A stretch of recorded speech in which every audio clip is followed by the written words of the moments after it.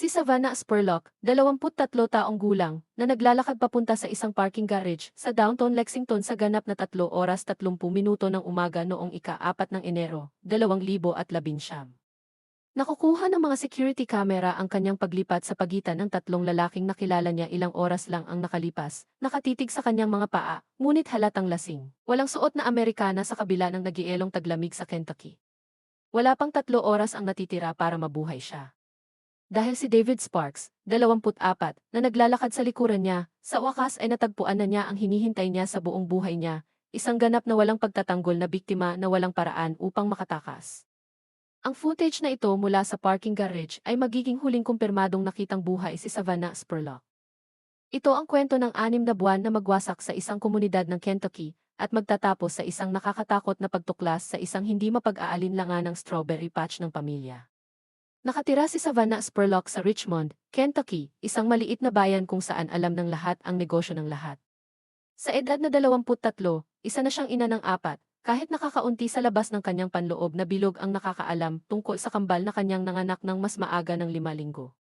Hindi niya inaasahan ang kambal. Hindi pa rin nawawala ang pagkabigla sa paghahayag ng delivery room na iyon ng isang hindi nasabi na insidente sa ospital ang humantong sa pag-uwi ng kanyang dating kasintahan sa mga bagong silang habang si Savannah ay bumalik sa kanyang ina. Ang bahay ni Ellen, nahiwalay sa kanyang mga sanggol at nalunod sa pagkalito sa postpartum. 14 na araw lamang pagkatapos ng kapanganakan ng kambal, ginawa ni Savannah isa pang mapangwasak na pagkakamali. Hinila siya ng mga pulis at kinasuhan ng pagmamaneho sa ilalim ng impluwensya. Ang isang petsa ng hukuman ay malapit na sa Lunes, ika-7 ng Enero. Nagsasara na ang mga pader. Kailangan niya ng hangin. She needed to feel young again kahit isang gabi lang. Noong Huwebes ng gabi, ika-3 ng Enero, 2019, sinabihan ni Savannah ang kanyang ina, si Ellen ng isang simpleng kasinungalingan. Nanghihiram siya ng sasakyan para kumuha ng pagkain. Ilang sandali pa lang ay aalis na siya. Ngunit nakagawa na si Savannah ng mga plano kasama ang kaibigan niyang si Jocelyn Hutch. Magdadrive sila sa Lexington, mga 25 milya ang layo, at makipagkita sa isa pang kaibigan, si Dawn Johnson, para sa mga espesyal na inumin sa Huwebes. Walang responsibilidad, walang paghuhusga, isang gabi lang para kalimutan. Maingat na nagbihis si Savannah noong gabing iyon. Pagpili ng kanyang damit na may nakasanayang mata ng isang taong marunong umikot. Kinuha niya ang isang maliit na clutch, na iwan ang kanyang malaking pitaka na nakalock sa loob ng kotse ng kanyang ina.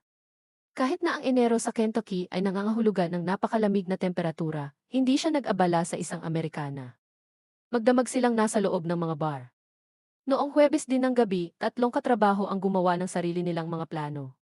Sina David Sparks, Brandon Lewis, at Isaiah Thompson ay nagtulungan sa night shift sa isang lokal na pabrika. Natapos na ang linggo ng trabaho at gusto nilang magpakawala. Murang inumin, magagandang babae, siguro masaya, walang komplikado, 3 lalaki lang nasa 20 na naghahanap ng magandang oras. Sa papel, si David Spark ay tila ordinaryong sapat. Kamakailan ay lumipat siya sa isang paupahang bahay sa Lancaster, Kentucky, isang komunidad sa kanayunan mga 40 milya sa timog ng Lexington. Siya ay tahimik, awkward sa mga sosyal na sitwasyon, ang uri ng lalaki na kumupa sa background. Kilala siya ng kanyang mga katrabaho bilang isang loner na nag-iisa maliban kung pinipilit na makipag-usap. Nagsimba siya kasama ang kanyang mga magulang. Ang kanyang tiyuhin ay isang pastor. Lahat ng tungkol sa panlabas ni David ay sumisigaw ng normal, nakakainip, nakakalimot. Ngunit sa ilalim ng ibabaw na iyon ay ganap na nabuhay ang ibang bagay. Isang bagay na madilim na si David mismo ang nakilala at naidokumento sa isang journal na nakatago sa kanyang kwarto. Sa sarili niyang sulat kamay, inamin niyang wala siyang nararamdaman kapag namatay ang mga tao sa paligid niya. Sumulat siya tungkol sa paglikha ng mga peking persona upang magkasya, tungkol sa pagtatago ng kanyang tunay na sarili sa pinakamalalim na lugar ng kanyang isip. Tinanong niya ang kanyang sarili kung paano sasabihin sa kanyang ina na nanganak siya ng isang halimaw. Isang taong hindi magdadalawang isip na pisilin ang huling hininga mula sa ibang tao o bumulusok ng kutsilyo sa kanilang dibdib at mumiti tungkol dito. Itinago ni David ang kadilimang ito sa loob ng maraming taon. Ngunit sa gabing ito, sa wakas ay ilalabas niya ito. Sinimula ng 3 lalaki ang kanilang gabi sa 2K's Tavern sa downtown Lexington, ngunit dahil sa matinding singil sa pabalat, sila ay naghahanap ng mga alternatibo. Napunta sila sa isang lugar na tinatawag na The Other Bar, Tumira sa isang sulok kasama sina Jack at Cox na sinusuri ang mga tao para sa mga posibilidad. Dumating si Savannah at ang kanyang mga kaibigan sa parehong bar bandang 1 oras ang umaga. Ginawa na ng pregaming ang trabaho nito. Si Savannah ay lasing na, maluwag. Umorder sila ng inumin, kumuha ng litrato, tumawa ng sobrang lakas. Ang isa pang kaibigan, si Kayla Hamilton, ay sumama sa kanila saglit bago ito tinawag na isang gabi at umuwi ng bandang 2 ng umaga. Hindi nagtagal ay umalis si Dion Johnson. May court siya kinaumagahan at hindi niya kayang malate o mabitin. Tiniyak sa kanya ni Savannah at Jocelyn na magiging maayos sila. Hahanapin sana nila ang daan pa uwi. Huwag kang mag-alala sa amin. Nagsasaya kami. Ngunit malapit nang lumiko ang gabi. Nag-away sina Savannah at Jocelyn. Nakataas ang boses, kumpas ang mga kamay. Kinailangan silang paghiwalayin ng mga bouncer ng bar na nagbabala sa dalawang babae na tumahimik o umalis. Si Jocelyn. Sawa na at handa nang umuwi, nakahanap ng masasakyan at umalis sa bandang 2 oras 30 minuto ng madaling araw. Nangako si Savannah na makakauwi siya ng mag-isa. May naiisip siya. Mag-isa ngayon, nagsimulang magtrabaho si Savannah kwarto, nakikipaglandian sa iba't ibang lalaki sa bar. Siya ay maganda, tiwala sa kabila ng kanyang pinakabagong mga pakikibaka, at ang alkohol ay nagpapababa sa bawat pagsugpo. Nahuli siya sa kamera ng gabing iyon, nakangiti, sumasayaw, nabubuhay sa sandaling iyon, walang kamalay-malay na ang mga mapanlinlang na mata ay nanonood sa bawat galaw niya. Kaka-order lang nina David Sparks, Brandon Lewis, at Isaiah Thompson ng kanilang pangalawang round nang lumapit si Savannah sa kanilang mesa. Siya ay pasulong, malandi, eksakto kung ano ang inaasahan nilang makita kapag lumabas sila ng gabing iyon. Nilapitan ang huling tawag. Malapit nang magsara ang bar. Iminungkahi ng 3 lalaki na ituloy ang party sa ibang lugar. Kakalipat lang ni Brandon sa Kentucky mula sa South Carolina at naninirahan sa pamilya, kaya wala ang kanyang lugar. Kamakailan ay lumipat si Isaiah sa isang apartment, ngunit hindi pa nakakabili ng mga kasangkapan. Umalis iyon sa bahay ni David sa Lancaster, isang 40 milya na biyahe papunta sa kanayunan ng Kentucky Farm Country. Nakuna ng security footage mula sa malapit na parking garage, sabay-sabay na aalis ang grupo bandang 3 oras 30 minuto ng umaga. Naglakad si Savannah sa pagitan ng mga lalaki, matatag sa kanyang mga paa, ngunit halatang lasing. Wala siyang suot na coat kahit na ang nagyayelong temperatura ng Enero. Ito ang magiging huling kumpirmadong video footage ng buhay ni Savannah Spurlock. Nahati ang grupo sa 2 sasakyan. Sina Brandon at Isaiah ay sumakay sa Nissan Pathfinder ni Isaiah, kasama si Savannah bilang isang pasahero na medyo mas mahabang ruta patungo sa bahay ni David. Nag-iisang nagmamaneho si David sakay ng kanyang itim na Chevrolet Sten pickup truck na iba ang rutang tinatahak. Habang binabagtas ni Savannah ang madilim na Kentucky sa sasakyan ni Isaiah, tumunog ang kanyang telepono. Kanya ang ina, si Ellen, ay nagsisikap na makipag-ugnayan sa kanya sa loob ng maraming oras, na lalong nag-aalala at nagagalit.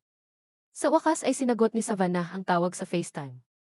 Sa kalaunan ay sasabihin ni Ellen sa mga investigador na nakikita niyang nasa kotse ng iba si Savannah.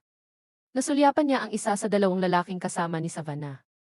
Ang background ay nagpakita ng mga kalsada sa kanayunan, bukirin, walang pamilyar. Nasaan ka, anong ginagawa mo, tiniyak ni Savannah sa kanyang ina na ayos lang siya. Makakasakay siya pabalik sa kotse sa umaga. Don't worry, uwi ako agad. Pagkatapos ay tinapos niya ang tawag at inilipat ang kanyang telepono sa airplane mode para hindi masubaybayan ng kanyang ina ang kanyang lokasyon o tumawag pabalik. Ang tawag sa FaceTime na iyon pinagmumultuhan si Ellen Spurlock sa loob ng maraming buwan. Iyon na ang huling pagkakataon na makikita niya ang mukha ng kanyang anak. Ang huling beses na maririnig niya ang boses niya. Kung pipilitin lang niya. Kung hiniling lang niya kay Savannah na sabihin sa kanya kung saan siya pupunta. Dumating ang grupo sa inuupahang bahay ni David sa Lancaster bandang 4 oras 30 minuto ng umaga. Ang maliit na bahay ay nakaupo sa isang tahimik na kapitbahayan na napapalibutan ng mga bukirin at mga ari-arian sa kanayunan. Ang mga magulang ni David ay nakatira sa malapit sa isang ari-arian na kinabibilangan ng kanilang tahanan, mga gusali, at isang nabakuran na strawberry patch. Sa loob ng bahay ni David, nagpatuloy ang barkada sa inuman. Gumawa si David ng isang boat ng Crown Royal Whiskey. Siya at si Savannah ay binaril para sa pagbaril habang sina Brandon at Isaiah ay nagmamadali dahil kailangan nilang magmaneho pa uwi. Pinatugtog ang musika. Sumayaw si Savannah. Ang kapaligiran ay tila magaan. Masaya, eksakto kung ano ang gusto ng lahat ng sila ay umalis noong gabing iyon. Ngunit pagkatapos ay ang dynamic inilipat. Sa kanyang pagtatanong sa ibang pagkakataon, ilalarawan ni Brandon sa tahasang detalye kung paano ang bawat isa sa tatlong lalaki ay humalili sa pagpunta sa kwarto ni David kasama si Savannah. May halikan, hawakan, physical contact, pero ayon kay Brandon, walang akwa na nakipagtalik sa kanya. Payag siya noong una, nakikilahok, tinatangkilik ang atensyon. Nang malapit na ang bukang liwayway, nagsimulang kumupas si Savannah. Tinamaan siya ng malakas ng alak. Nagpunta siya mula sa malandi hanggang sa antok, mula sa magkakaugnay hanggang sa hindi magkatugma. Bandang 5:30 ng umaga, nagsimula siyang matulog sa love seat recliner ni David at nawalan ng malay. Tinulungan siya nina David at Isaiah pabalik sa kwarto ni David, isang lalaki sa magkabilang gilid na umaalalay sa kanyang timbang. Inihiga nila siya sa queen-sized na kama ni David na nakadamit. Siya ay lasing, halos walang malay, hindi makapagprotesta o lumahok sa anumang bagay. Isinara ni David ang pinto ng kwarto at pinatay ang mga ilaw. Si Brandon at Isaiah ay tumambay pa ng 15 o 20 minuto. Habang naghahanda silang umalis, nagpahayag ng pag-aalala si Isaiah. Sigurado ka bang iiwan natin siya dito? Tanong niya kay Brandon habang naglalakad sila papunta sa pinto. Bakit? Sagot naman ni Brandon. Hindi ko alam, sabi ni Isaiah. Gusto talaga siya ni David. Tinalikuran ito ni Brandon. Ang ginawa o hindi ginawa ni David pagkatapos nilang umalis ay hindi nila problema. Nawalan ng malay si Savannah. Natapos ang gabi. Umalis sila sa bahay ni David bandang 6 oras ng umaga, nagmamaneho pabalik sa Lexington sa Pathfinder ni Isaiah. Sinabi ni David Sparks na nakatulog siya sa kanyang love seat recliner bandang 6:15 noong umaga, pagod sa pag-inom at sa mahabang gabi. Sinabi niya sa mga investigador na ginising siya ni Savannah, bandang 9:30, tinanong ang kanyang address para makatawag siya ng masasakyan. Ibinigay niya ito sa kanya, pagkatapos ay nakatulog muli habang siya ay umalis pabalik sa kwarto. Nang muli siyang magising bandang 11:30, wala na si Savannah. Naka-unlock ang kanyang pintuan sa harapan. Siya ay nawala. Ngunit ang footage ng seguridad mula sa kamera ng isang kapitbahay ay nagsabi ng ibang kwento. Ang footage ay nagpakita kay David na nagkarga ng malalaking itim na trash bag sa kama ng kanyang stand pickup truck ng madaling araw. Gumawa siya ng maraming biyahe bitbit ang mabibigat na bag mula sa kanyang bahay hanggang sa truck. Tapos nag-drive na siya palayo. Nang hinalughog ng mga investigador ang bahay ni David, ito ay malinis. Lahat sa lugar nito, walang pinggan sa lababo, walang kalat. Napansin ng isang opisyal na ang ibabang kalahati ng bawat pader ay tila nabura kamakailan. Ang bahay ay may baog na pakiramdam ng isang pinangyarihan ng krimen na may isang taong galit na sinubukang linisin. Ano ang nangyari noong mga oras na iyon nang mag-isa sina David Sparks at Savannah Spurlock sa bahay na iyon? Hindi kailanman lubusang ipaliwanag ni David, ngunit ang katibayan ay magsasabi sa wakas ng kwento. Ang kanyang mga salita ay tumangging ibunyag. Bumalik sa Richmond, ang pag-aalala ni Ellen Spurlock ay tumaas sa gulat. Noong Sabado ng gabi, ika-5 ng Enero, natagpuan ng isa sa mga kaibigan ni Savannah ang kotse ni Ellen na nakaparada sa tapat ng bahay ni Dion Johnson, kung saan ito naiwan 2 gabi bago ito. Nakalock pa rin sa loob ang malaking pitaka ni Savannah, naglalaman ng kanyang pagkakakilanlan, pera, at mga personal na gamit. Ang kotse ay hindi nagpakita ng mga palatandaan ng sapilitang pagpasok o pakikibaka. Ellen nakipag-ugnayan sa pulisya ng Richmond at kinansela ang ulat ng ninakaw na sasakyan na isinampa niya noong Huwebes ng gabi. Ngunit ngayon ay nagkaroon siya ng mas malaking problema. Ang kanyang anak na babae ay nawala para sa mahigit 48 oras na walang contact, walang update sa social media. Walang text. Hindi ito katulad ni Savannah. Kahit na lumayo siya ng isang gabi, palagi siyang nag-check-in sa huli. Dumating at umalis ang linggo ng walang salita mula kay Savannah.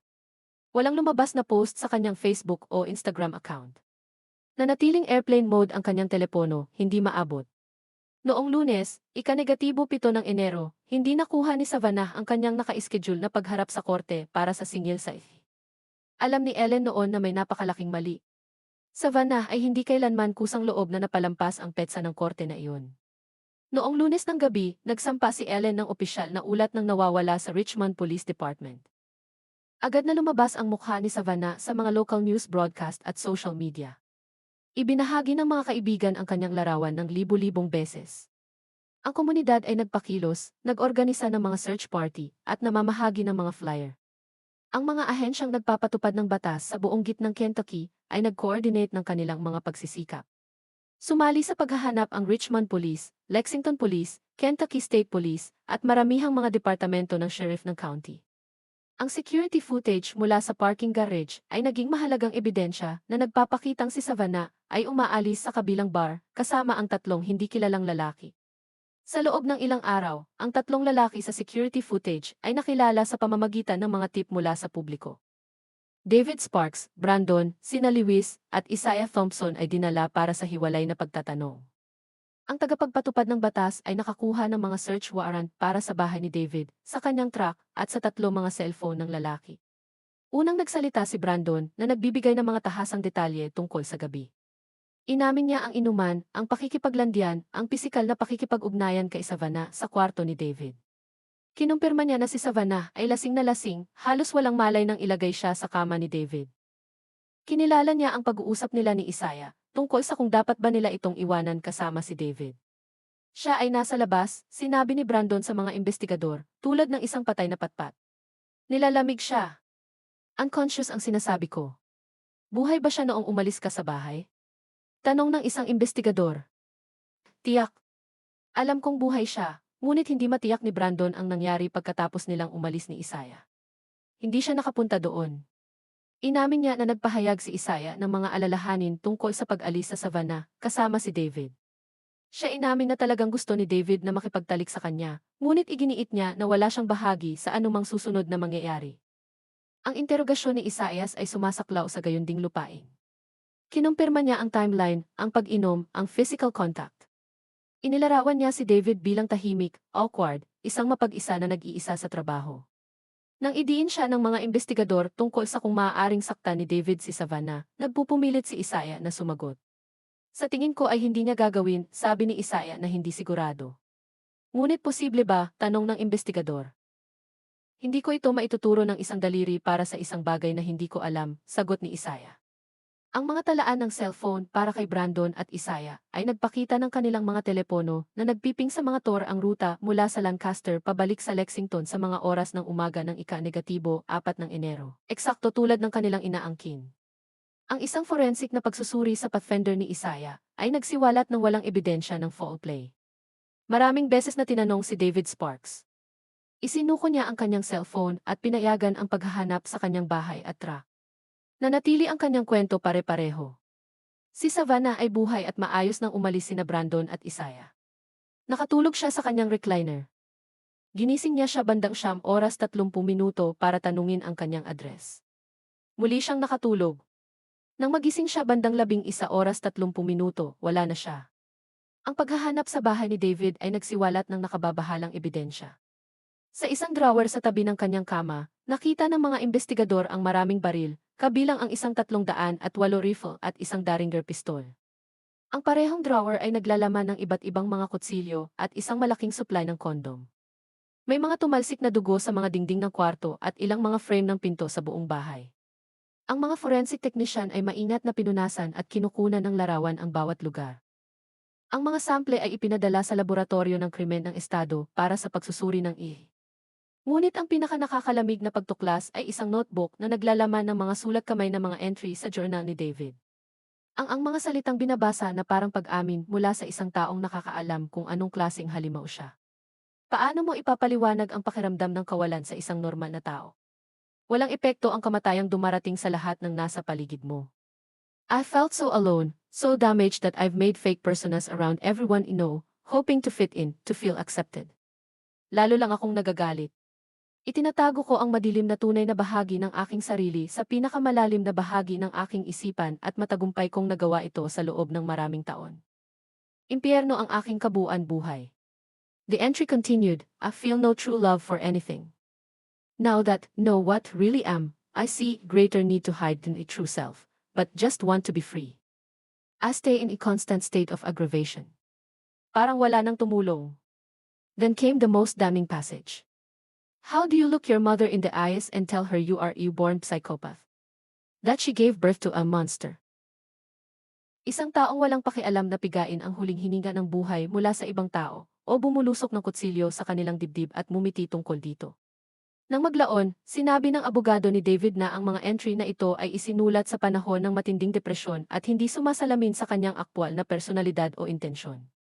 Ngunit hindi maaaring baliwalain ng mga investigador ang nakakatakot paralel sa pagitan ng mga nakasulat na pantasya ni David at pagkawala ni Savannah. Ang mga linggo ay naging buwan na walang palatandaan ng Savannah. Pinoproseso ng State Crime Lab ang lahat ng ebidensya mula sa bahay ni David. Ang EC mula sa mga splatters ng dugo ay hindi tumugma ni David o Savannah. Ayon sa mga investigador, ang dugo ay nagmula sa isang dating nangungupahan. Lumipat lang si David sa inuupahang bahay 5 linggo bago mawala si Savannah. Ang mga paghahanap sa lokal na landfill na may mga bangkay na aso ay wala. Sinuri ng pulisya ang kanayunan sa paligid ng Lancaster, tinitingnan ang mga abandonadong gusali, mga kanal ng paagusan, mga kakahuyan, wala. Ang pagsisiyasat ay pinalawak upang isama ang ari-arian ng mga magulang ni David na katabi ng kanyang paupahang bahay. Hinalughog ng mga investigador ang pangunahing bahay, ang mga gusali at humigit kumulang 1 ektarya ng nakapalibot na lupa. Wala silang nakitang kahina-hinala. Bumalik si David kasama ang kanyang mga magulang pagkatapos ng mga paghahanap. Nagpatuloy siya sa kanyang trabaho sa pabrika. Sinubukan ni Brandon at Isaiah na sumulong sa kanilang buhay, na pinagmumultuhan ng tanong kung mapipigilan ba nila ang nangyari kung pinilit nilang umalis si Savannah sa kanila ng umagang iyon. Ang ina ni Savannah, si Ellen, ay lumabas sa pambansang telebisyon na nakikiusap para sa impormasyon. Naniniwala ako na maaari siyang kunin laban sa kanyang kalooban, sinabi ni Ellen sa DDS News, ang kanyang boses ay nasira. This is the worst nightmare. We're leaning on our faith in God and each other, our family, our friends. Savannah, sasabihin ko sa kanya, pakiusap umuwi ka sa iyong pamilya at mga kaibigan. Namimiss ka namin. Mahal ka namin higit pa sa iyong malalaman. Ang kambal ay tumira kasama ang kanilang ama, kasama ang 2 nakatatandang anak ni Savannah. Iningatan ni Ellen ang silid ni Savannah ng eksakto kung paano niya iniwan ito, hindi matanggap na ang kanyang anak na babae ay maaaring hindi na umuwi. Lumipas ang 6 na buwan. Dumating ang tag-araw at dumating ang tag-araw sa Kentucky. Halumigmig sa rural farmland sa paligid ng Lancaster. Noong Martes ng hapon noong Hulyo 2019, tinatanggal ni Alan Sparks ang kanyang damuhan. Habang nagtatrabaho siya malapit sa nabakuran na strawberry patch sa likod ng kanyang bahay, napansin niya ang isang mabahong amoy. Nakatira sa bukid, naamoy ni Alan ang mga patay na hayop noon. Minsan ang mga mandaragit ay pumatay ng biktima at inilibing ito. Naisip niya na iyon ang nangyari. Gumamit siya ng pala upang takpan ng sariwang dumi ang lugar. Iniisip na ang amoy ay mawawala sa loob ng 1 linggo o higit pa. Ngunit lumala ang amoy. Nang sumunod na Martes, ang amoy ay napakalakas. Ginabas ni Alan ang strawberry patch at may napansin siyang nakakagambala. Ang dumi ay naanod sa mga batik mula sa kamakailang pag-ulan at nakita niya kung ano ang tila itim na plastik sa ilalim ng lupa. Bumagsak ang tiyan ni Alan. Alam niya ang tungkol sa pagkawala ni Savannah Spurlock. Alam ng lahat sa Lancaster. Ang kanyang anak ay tinanong. Hinalughog ng mga pulis ang kanilang ari-arian. Ito kaya? Tinawagan ni Alan ang kanyang asawang si Alta, pagka-uwi niya mula sa trabaho. Magkasama silang naglakad pababa sa strawberry patch. Maingat na hinukay ni Alan ang plastik gamit ang kanyang pala. Habang nahuhulog ang dumi, nakita niya ang itim na basura, mga bag at tila isang maliit na alpombra. Dinagsa ng mga langaw ang lugar. Tinakpan nila ang lahat at bumalik sa bahay. Sa una, nakumbinsi nila ang kanilang sarili na may ibang taong naglagay ng isang bagay sa kanilang strawberry patch. Ngunit habang nag-uusap sila, hindi na naiiwasan ang malagim na katotohanan. Kailangan nilang tumawag ng pulis. Ngunit sa halip na direktang tumawag sa 911, nakipag-ugnayan sina Alan at Alta sa kanilang abogado. Noong ika-negatibo 10 ng Hulyo, 2019, tinawag ng kanilang abogado ang Richmond Police Department. May kahina-hinalang amoy at nakabaon na mga plastic bag sa Sparks Family Strawberry Patch. Kailangang mag-imbestiga ang pulisya. Agad na inabisuhan ng Richmond Police ang Kentucky State Police. Nakuha ang search warrant sa loob ng ilang oras. Ang mga investigador ng lokal at estado ay sumugod sa ari-arian ng Sparks. Nasinigurado ang eksena. Ang FDA nagpadala ng 11 ahente upang tumulong sa paghukay at pagkolekta ng ebidensya. Habang bumaba ang pagpapatupad ng batas sa ari-arian ng kanyang mga magulang, si David Sparks ay nagmaneho sa kanyang sarili sa Richmond Police Department. Ipinarada niya ang kanyang sasakyan sa load, inihagis ang kanyang mga susi sa likurang upuan, nilock ang pinto, at pumasok sa loob. Sa front desk, inihayag niya na kakailanganin niya ng abogado. Sa Strawberry Patch, maingat na hinukay ng mga investigador ang lugar ng libingan. 19 lamang sa ilalim ng ibabaw, nakakita sila ng tatlong malalaking itim na plastik na basurahan. Sa loob ay isang maliit na accent rug at nakabalot sa loob ng rug ang katawan ni Savannah Spurlock. Nakahubad siya. Ang kanyang mga paa ay pinagsama-sama sa mga bukong-bukong na may malinaw na packing tape. Ang kanyang katawan ay nakatiklop sa kalahati upang magkasya sa loob ng mga bag na punit ng isang hayop ang isang maliit na butas sa isang sulok ng plastik na lumikha ng butas kung saan tumakas ang amoy ng agnas. Ang init ng Hulyo at 6 na buwang paglilibing ay nagdulot ng malawak na pagkabulok. Napinsala ng mga insekto at hayop ang mga labi. Malalaman ng estadong medikal na tagasuri na ang pagtatatag ng eksaktong dahilan ng kamatayan ay imposible dahil sa kondisyon ng katawan. Gayunpaman, ang paraan ng kamatayan ay pinasiyahan na isang homicide batay sa mga pangyayari. Ang lokasyon ng libing, ang pagtatangka sa pagtatago, ang hindi natural na pagpuposisyon, at ang pagkakatali ng biktima. Ang paghahanap sa kwarto ni David sa bahay ng kanyang mga magulang ay nagbunga ng nakapipinsalang ebidensya. Natagpuan ng mga investigador ang mga rolyo ng itim na plastik na basurahan na kapareho ng ginamit sa pagbabalot sa katawan ni Savannah. Nakakita sila ng mga guwantes na goma at kritikal, nakakita sila ng isang rolyo ng malinaw na packing tape. Sa panahon ng autopsy ni Savannah, maingat na inilabas ng mga forensic technician ang humigit kumulang 3 yarda ng packing tape na ginamit upang itali ang kanyang mga bukong-bukong. Ang gulanit na gilid kung saan ang tape ay napunit mula sa rolyo ay napanatili. Bumalik sa laboratorio ng krimen, inihambing ng mga forensic examiners ang punit-punit na gilid mula sa mga bukong-bukong ni Savannah hanggang sa punit-punit na gilid sa rolyo ng tape na natagpuan sa silid ni David. Sila ay ganap na tumugma. Ang tape na nakatali sa Savannah Spurlock ay nagmula sa kwarto ni David Sparks. Nakakita rin ang mga investigador ng backpack sa closet ni David. Ang forensic testing ay nagpakita ng kaunting dugo sa tela.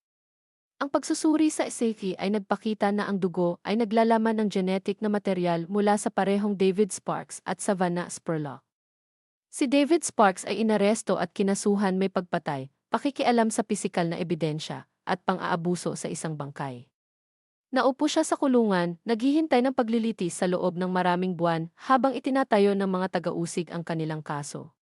Sa huli, pinili ni David na umamin na nagkasala sa halip na harapin ang paglilitis. Hindi niya ipinaliwanag kung bakit niya pinatay si Savannah. Hindi niya inilarawan ang nangyari noong madilim na oras na sila lang ang nasa bahay niya. Inamin lang niya na siya ang pumatay sa kanya at inilibing ang kanyang katawan sa strawberry patch ng kanyang mga magulang.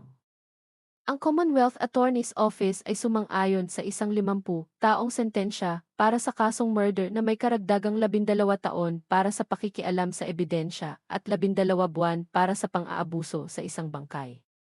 Ang lahat ng mga pangungusap ay tatakbo ng sabay-sabay, ibig sabihin ay maglilingkod si David sa kabuuan ng 50 taon. Ipinaliwanag ng mga taga-usig na tinanggap nila ang kasunduan sa plea sa halip na maghanap ng buhay na walang parol o parusang kamatayan dahil hindi nila mapapatunayan ng lampas sa makatwirang pagdududa na may mga nagpapalubha na pangyayari sa pagpatay. Nang walang malinaw na dahilan ng kamatayan at walang pag-amin ni David tungkol sa kanya pamamaraan, natakot sila na ang isang hurado ay maaaring hindi maghatid ng pinakamasakit na hatol. Dumalo ang pamilya ni Savannah sa pagdinig ng sentensya. Hinarap ni Ellen Spurlock ang lalaking pumatay sa kanyang anak na babae at inilibing siya na parang basura sa hardin ng gulay. Binanggit niya ang hindi matiis na sakit ng pagkawala ni Savannah, ng 6 na buwan ng desperadong paghahanap, ng kakilakilabot na malaman na ang kanyang anak na babae ay inilibing lamang ng 19 sa ilalim ng lupa habang naghahanap ang mga investigador sa malapit. Walang ipinakitang emosyon si David Sparks sa pagdinig. Hindi siya nag-alok ng tawad. Wala siyang ibinigay na paliwanag. Tinanggap na lang niya ang hatol niya at nakaposas siya. Ngayon, si David Spark ay nagsisilbi sa kanyang sentensya sa Southeastern State Correctional Complex sa Wright, Kentucky. Siya ay magiging karapat-dapat para sa parol sa 2039 kapag siya ay 44 taong gulang. Kung siya ay pakakawalan ay nananatiling upang makita. Si Brandon Lewis at Isaiah Thompson ay hindi kailanman kinasuhan ng anumang krimen. Lubos silang nakipagtulungan sa mga investigador at hindi nagbago ang kanilang mga kwento. Habang sila gumawa ng mga kaduda-dudang desisyon noong gabing iyon sa pamamagitan ng pag-iwan sa isang lasing na babae na mag-isa sa isang lalaki na halos hindi nila kilala. Wala silang ginawang krimen. Lumaki ang apat na anak ni Savannah Spurlock na wala ang kanilang ina. Walang alaala ang kambal sa babaeng nagsilang sa kanila ilang linggo bago ito mamatay. Dinadala ng kanyang mga nakatatandang anak ang trauma ng pagkawala ng kanilang ina sa karahasan noong bata pa sila. Binigyang diin ng kaso ang mga panganib na kinakaharap ng mga kabataang babae kapag nakikipag-inuman sa mga estranghero, lalo na kapag naghihiwalay ang mga kaibigan at may naiwang mag-isa sa mga lalaking kakakilala pa lang nila. Itinaas din nito ang mga tanong tungkol sa responsibilidad ng bystander. Dapat bang iginiit ni na Brandon at Isaiah ang Savannah na iyon, umalis kasama sila? Dapat bang tinawagan nila ang kanyang pamilya para kunin siya? Napigilan kaya nila ang pagpatay sa kanya? Karamihan sa mga nakakatakot ay ang tanong kung bakit pinatay ni David Sparks si Savannah Spurlock. Iminumungkahi ng kanyang mga entry sa journal na pinagpapantasyahan niya ang tungkol sa pagpatay sa loob ng maraming taon. Isinulat niya ang tungkol sa pagiging isang psychopath, tungkol sa pagnanais na pumatay. Nagkamali lang si Savannah, lugar sa maling oras sa maling tao. Siya ay mahina, lasing, nag-iisa. Para kay David, siya ang naging perpektong biktima. Ang pagsisiyasat sa pagkawala ni Savannah at ang tuluyang pagkatuklas ng kanyang katawan sa strawberry patch ay nagpakita ng kritikal na kahalagahan ng forensic na ebidensya. Patuloy na pagsisiyasat at ang tapang ng mga saksi na lumapit. Kung wala ang security footage mula sa parking garage, maaaring hindi nakilala ang tatlong lalaki. Kung wala ang pagtutulungan ni na Brandon at Isaiah, maaaring hindi na itatag ng mga investigator ang timeline. At nang hindi naiulat ni na Alan at Alta Sparks ang kanilang natagpuan sa kanilang hardin, maaaring nanatiling nakaburol ang bangkay ni Savannah ng maraming taon. Patuloy na pinarangalan ni Ellen Spurlock ang memorya ng kanyang anak, nagsasalita tungkol sa kaso, at nagsusulong para sa mga pamilya ng nawawalang tao. Gusto niyang maalala ng mundo na si Savannah ay higit pa sa isang biktima. Siya ay isang ina, isang anak na babae. Isang kaibigan. Nagkamali siya kagabi, pero hindi niya deserve ang nangyari sa kanya. Walang ginagawa. Ang strawberry patch kung saan inilibing si Savannah ay inalis na. Ang pamilyang Sparks ay hindi na nakatira sa ari-arian na iyon, ngunit hindi malilimutan ng komunidad ng Lancaster, Kentucky ang kakilakilabot na nangyari sa kanilang tahimik na bayan sa kanayunan. O ang dalaga na ang buhay ay ninakaw ng isang halimaw na matagal nang nakatago sa simpleng paningin. Subukang muli Claude ay maaaring magkamali. Paki-double check ang mga tugon.